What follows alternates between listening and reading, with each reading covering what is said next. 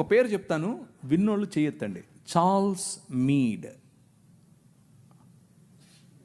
నేను వెళ్ళిపోతున్నా.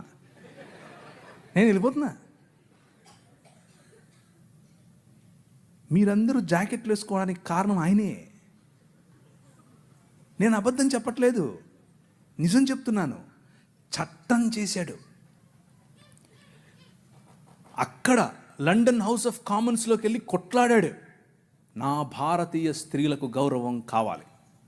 తెల్లడే బయట నుంచి వచ్చాడు, అందుకనే వాళ్ళను గర్వంగా మా తల్లిదండ్రులు అనేది. నేను ఊరికి అన్ను గర్వంగా అనేది ఎందుకు తెలుసా? మీరు బట్టలు వేసుకోకుండా మమ్మల్ని అనగదొరికితే వాళ్ళు మాకు జాకెట్లు పంచారు. మీరు అన్నం పెట్టండి అయ్యా అని అంటే ప్యాడ్ ఇచ్చారు, చచ్చిపోయిన గొడ్డిచ్చారు. వాళ్ళు పనికి భృతి ఇచ్చారు భారతదేశాన్ని నిర్మించటానికి.